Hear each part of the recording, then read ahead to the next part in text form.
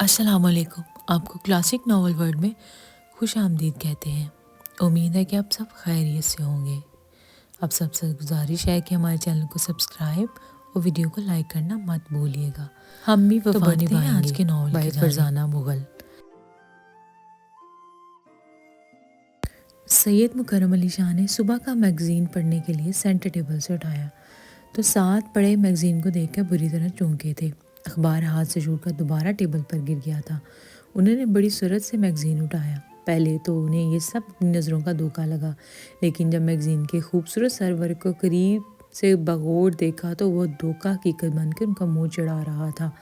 سرورق پر انتہائی حسین دوشیزہ فل make up میں جدید لباس زیب تن کیے اپنے حسین سراپے کی بہاریں دکھا رہی تھی۔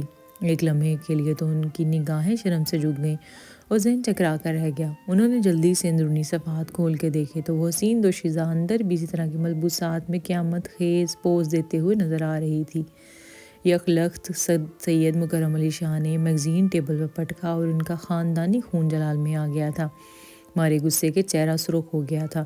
انہوں نے فوراً موبائل سائٹ سے نکال کر ایک نمبر ملایا تھا، لیکن دوسری طرف سے موبائل آف ملا۔ اس صورتحال پر انہیں مزید غصہ آنے لگا۔ بیڈ سے اٹھ کے ہاتھ میں موبائل تھامے وہ بیڈ روم میں ادھر ادھر ٹہلنے لگے۔ تقریباً 10 منٹ بعد پھر انہوں نے نمبر ملایا اور اس بار انہیں رسپانس نہیں ملا۔ دوسری طرف سے ہیلو بھی جتنے مصروف انداز سے کہا وقت نکال کر کہا گیا ہو۔ تمہارا باپ بات کر رہا ہوں۔ سید مکرم علی شاہ نے بیٹے کی عدم توجہی پر غصہ اور جھنجھلاہٹ میں اپنا تعارف کروا بیٹھے تھے۔ اوہ سوری بابا جان، السلام علیکم۔ اصل میں ابھی ایک میٹنگ سے فارغ ہوا ہوں۔ بغیر نمبر چیک کیے موبائل اٹھا لیا۔ اس سے پہلے کہ اپنی عدم توجہی پہ ایس پی سید معظم علی شاہ کو باپ کی طرف سے ڈانٹ پڑتی، اس نے فوراً وضاحت کر دی تھی۔ کیا ابھی تک آفس میں ہو؟ سید مکرم علی شاہ کچھ نارمل ہوئے تھے۔ جی ایک اہم میٹنگ تھی، معظم علی شاہ نے پھر وضاحت دی تھی۔ اچھا ایسا کرو تم میگزین ابھی منگوا کر دیکھو۔ انہوں نے ہفتہ وار میگزین کا نام لے کر بیٹے کو حکم دیا تھا۔ کیوں، خیریت تو ہے؟ اس کا دھیان ان کے سیاسی حریفوں کی طرف کیا گیا تھا کہ کہیں کسی نے ان کے خلاف الٹی سیدھی خبر نہ چھپوا دی ہو۔ پہلے تم میگزین منگوا کر دیکھو، پھر مجھے مشورہ دینا کہ اب میں کیا کروں۔ میں انتظار کر رہا ہوں تمہارے فون کا، انہوں نے مبہمت انداز میں کہتے ہوئے موبائل آف کر دیا تھا۔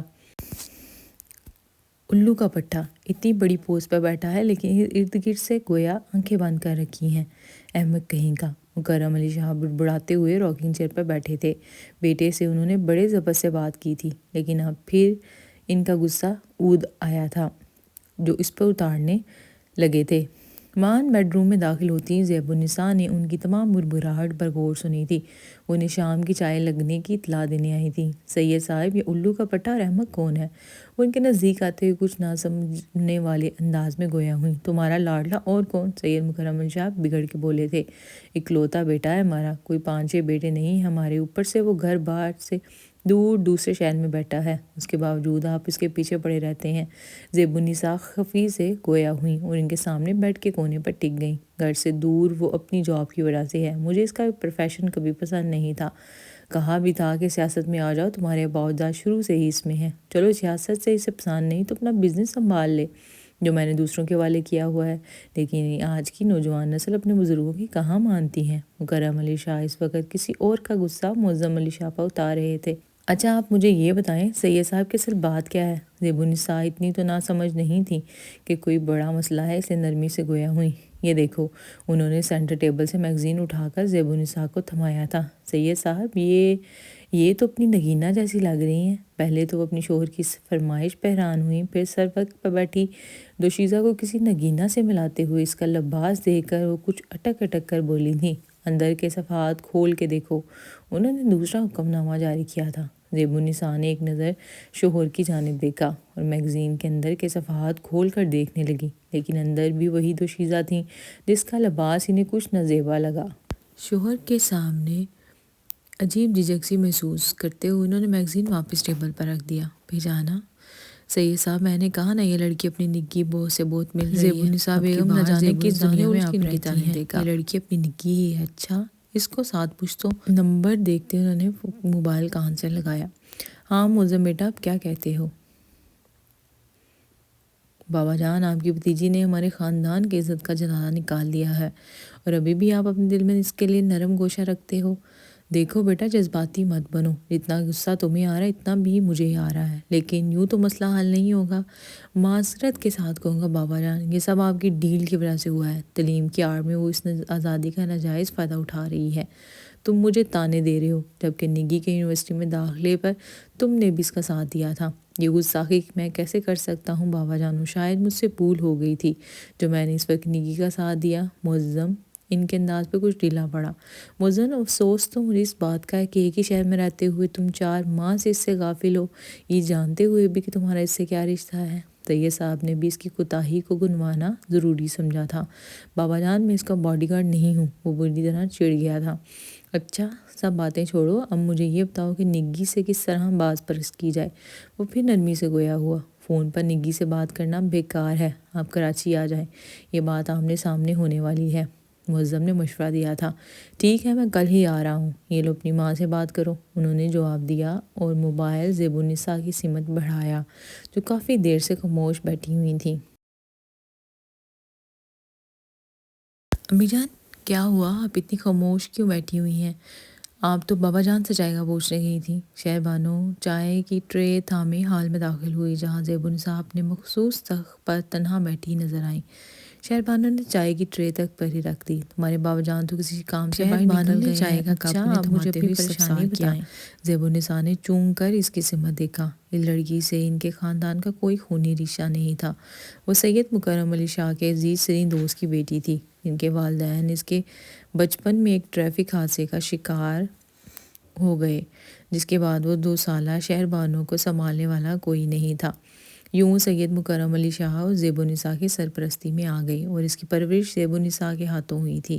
زیب النساء بیگم نے کبھی بھی اپنی اولاد سے کم نہیں جانا تھا۔ بچپن میں تو شہر بانو اس حقیقت سے بے خبر تھی، لیکن شعور کی منزلوں پر قدم رکھتے ہی وہ حقیقت جان گئی اور حقیقت سے چھپائی بھی نہیں گئی تھی۔ لیکن اس کے باوجود شہر بانو نے سید مکرم علی شاہ اور زیب النساء کو ہمیشہ اپنے والدین کا درجہ دیا تھا۔ امی جان میں آپ سے کچھ پوچھ رہی ہوں، شہر بانو نے گویا گہری سوچ میں گم دیکھ کے پھر سے پکارا۔ ہونا کیا ہے؟ بس نگی نے پریشان کر دیا ہے، انہوں نے بیزار ہوتے ہوئے نگی کا کارنامہ اسے بتایا تھا۔ ہم تو اس عورت کے سائے سے بھی بچایا تھا، لیکن نہ جانے اس نے یہ شوق کہاں سے چرایا ہے۔ اوہ تو یہ سب اس نے اچھا نہیں کیا۔ شہر بانو ان کی سوچ سے بے خبر تعصب سے گویا ہوئی تھی۔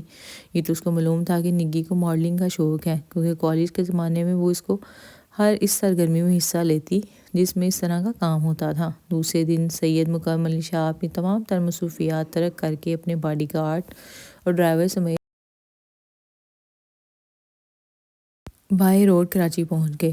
اب وہ خود تو نگینہ کے ہاسٹل نہیں جا سکتے تھے، اس لیے معظم کو اسے گھر لانے کے لیے کہا تھا۔ بابا جان میں کبھی اس کے ہاسٹل میں نہیں گیا، آپ اپنے ڈرائیور کو بھیج کر اسے بلوا لیں۔ معظم نے صاف انکار کیا تھا۔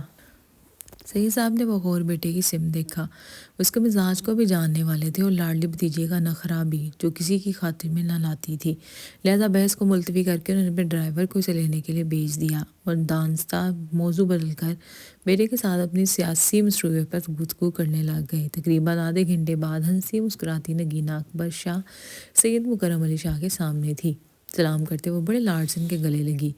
بابا جان آپ نے تو یوں اچانک آ کر مجھے سرپرائز دیا ہے، مجھے بہت خوشی ہو رہی ہے، آپ پہلی بار مجھ سے ملنے آئے، لیکن ہم تم سے بہت خفا ہیں۔ وہ کیوں بابا جان؟ نگی بیٹے تم ہمارے عزیز ترین بیٹی سمجھا ہے، ہم نے تمہاری ہر خواہش کو مقدم جانا ہے، لیکن یہ جو تم نے ماڈلنگ والی حرکت کی ہے اس سے ہمیں بے حد صدمہ ہوا۔ سوری بابا جان، بس میں تو یہ کام شوقیہ کیا تھا، میری ایک دوست ہے، انہی کے میگزین کے لیے میں نے کام کیا ہے، کیا ہم امید رکھیں کہ آئندہ آپ ایسی حرکت نہیں کریں گی؟ جی، نگی نے آہستگی سے نگاہیں جھکا لیں، میری بیٹی بہت سمجھدار ہے۔ اس کی سعادت مندی پر سید صاحب یکلخت پرسکون دکھائی دینے لگے۔ معظم کو تقریباً 2 گھنٹے ہو چکے تھے لان میں بیٹھے ہوئے، وہ دانستہ سید مکرم علی شاہ نگینہ کے بیچ سے نکل آیا تھا۔ معظم ہم ذرا ایاز پیرزادہ دوست کی طرف جا رہے ہیں، اب آئے ہیں تو ان سے بھی ملتے جائیں، صبح تو ہماری واپسی ہے، تم ایسا کرو گی نا کہ ذرا ہاسٹل چھوڑاؤ نگی کو، آپ جا رہے ہیں تو خود ہی اسے چھوڑتے جائیں، ہمارا روٹ دوسرا ہے۔ نگی ابھی تک کھڑی تھی، ان کے گاڑی کو گیٹ سے باہر نکلتے دیکھ کر اس نے بھی خاموشی سے گیٹ کی سمت قدم بڑھائے تھے۔ کہاں جا رہی ہو؟ سید معظم علی شاہ، میں اپنے ہاسٹل ٹیکسی سے بھی جا سکتی ہوں، تم اپنے آپ کو سمجھتی کیا ہو؟ ادھر بیٹھو، ایک تو چوری اوپر سے سینہ چوری۔ زیبونسا کے منہ سے اکثر یہ سنا تھا کہ وہ بالکل اپنی ماں جیسی ہے۔ غلط بات مت کرو معظم، نگی جو کام تم کر چکی اس کے بعد بھی مجھ سے نرمی کی توقع رکھتی ہو۔ میں بابا جان کو جواب دے چکی ہوں، تمہارے سامنے جواب دہ نہیں ہوں کیا؟ ہاں میں تمہارے آگے جواب دہ نہیں ہوں، اور اگر میں ایسا سامان پیدا کر دوں کیا مطلب ہے تمہارا؟ شادی کے بعد اور اپنے ہر فعل کی جواب دہ شوہر کے سامنے ہوتی ہے۔ ایسے میں تم کیا کرو گی؟ شادی جب ہوگی دیکھی جائے گی۔ نگینا شاہ، شادی کل بھی ہو سکتی ہے، یہ صرف میری ڈھیل ہے۔ معظم نے بے ساختہ ہنس مسکراتے ہوئے اس کی طبیعت صاف کر دی۔ تم مجھے ہاسٹل چھوڑ کر آ رہی ہو، میں خود چلی جاؤں؟ چلو، لیکن آئندہ تم ماڈلنگ نہیں کرو گی۔ نگی نے معظم کی سمت خفگی سے دیکھا۔ میں کس طرح تجھے پانے کی آرزو کرتا، تو ہم سفر تھا مگر آسمان جیسا تھا۔ کتاب بند کرتے ہوئے شہربانو کے خوبصورت ہونٹوں سے آہ کی صورت میں ایک گہری سانس نکلی تھی۔ شعر اس کے حسب حال تھا۔ یا اللہ، میں کب سے شاہ جی کی محبت میں گرفتار ہوں، یہ تو مجھے خود بھی نہیں معلوم۔ میں جان کی خواہش کیوں کرنے لگی ہوں، حالانکہ میں یہ بھی جانتی ہوں کہ سید معظم علی شاہ نگی کے ہیں۔ پھر میں اس سراب کے پیچھے کیوں بھاگ رہی ہوں؟ مان اس کی سماعتوں نے کسی گاڑی کا ہارن سنا تھا۔ وہ چونک اٹھی، رات کے اس وقت کون آ گیا؟ شہربانو اپنے کمرے کی کھڑکی کے قریب ہی بیٹھی تھی۔ اس نے فوراً دبیز پر پردہ ہٹایا۔ کیا جی؟ اس کے ہونٹوں سے یہ نام بڑی آہستگی سے نکلا تھا۔ اس کے ارد گرد گویا پھول کھل اٹھے تھے۔ بچپن سے ہی تو وہ اس نام سے پکارتی تھی۔ السلام علیکم شاہ جی۔ شہربانو نے لمبی چوڑی راہداری میں ہی اس کو پکڑ لیا۔ وعلیکم السلام، تم ابھی تک جاگ رہی ہو؟ ابھی تو 12 ہی بجے ہیں شاہ جی۔ اچھا، آپ کھانا کھائیں گے یا چائے پئیں گے؟ کھانا اور چائے وغیرہ کو چھوڑو، صرف ایک گلاس دودھ لے آؤ اگر زحمت نہ ہو۔ جی۔ کچھ دیر بعد شہربانو دودھ کا گلاس لی اس کے بیڈ روم کے دروازے پر دستک دے کر اندر داخل ہو گئی تھی۔ شاہ جی، آپ نے آنے کی اطلاع نہیں دی؟ میں دراصل ایک کام سے آیا تھا، اب دیر ہو گئی تو سوچا گھر ہی چلو، رات ٹھہر کر صبح نکلیں گے۔ امی جان تو سو رہی ہوں گی، اب صبح ہی ملاقات ہوگی ان سے، اس وقت ابھی ڈسٹرب کرنا مناسب نہیں۔ بابا جان تو اسلام آباد میں ہیں۔ شہربانو نے ان کے بارے میں اطلاع دینا ضروری سمجھی تھی۔ ہاں مجھے معلوم ہے، اس وقت میں گھر کے کسی فرد کو ڈسٹرب نہیں کرنا چاہتا تھا، لیکن تم ہو گئیں جس کے لیے سوری۔ معظم نے دودھ کا گلاس صفائی سے اٹھاتے ہوئے کہا۔ میں کوئی ڈسٹرب نہیں ہوں شاہ جی، میں تو جاگ رہی تھی، آپ کی گاڑی کا ہارن سنائی دیا تو باہر نکل آئی۔ بے حد متناسب جسم، گندم کے خوشوں جیسی رنگت پر پرکشش نقش، سنہری مائل، لمبے سلکی بال۔ بہت شکریہ شہربانو، لیکن شاہ جی مجھے آپ کا یہ انداز بالکل پسند نہیں آیا، کیونکہ یہ گھر میرا بھی اور اس گھر میں رہنے والوں سے میرا بھی کچھ رشتہ ہے، اگر آپ سمجھیں۔ شہربانو نے متانت سے کہتے ہوئے ٹرے اٹھائی اور بیڈ روم سے نکل گئی۔ معظم علی شاہ اس کے جواب پر بڑا محظوظ ہوا تھا۔ اس کے دل نے یہ تسلیم کرنے میں ذرا بھی دیر نہیں لگائی تھی کہ ایمان انہی لوگوں نے تو اسے دیا ہے۔ اس گھر میں ملازموں کی کمی نہیں تھی، لیکن کچھ ذمہ داریاں شہربانو نے خود اپنے سر لی ہوئی تھیں اور اسے یہ کام کر کے بہت خوشی ہوتی تھی۔ وہ اپنا کام نپٹا کے حال کمرے میں آئی تو نظر معظم کے ہاتھوں میں تھامی کتاب پر پڑی۔ یہ کتاب وہ رات پڑھ رہی تھی، اس کے آنے کی خوشی میں ہاتھ میں تھامی پائے سینٹر ٹیبل پر چھوڑ گئی۔ اب معظم کے ہاتھ میں دیکھ کے کتاب یاد آ گئی۔ وہ کتاب کی ورق گردانی کے ساتھ زیبونسا سے بھی باتیں کر رہا تھا۔ امی جان، آپ کو تو خیر شاعری سے لگاؤ نہیں، یہ بابا جانی کب سے شاعری پڑھنے لگ گئے؟ تمہارے بابا جانی تو دنیا جہان کی کتابیں پڑھتے ہیں۔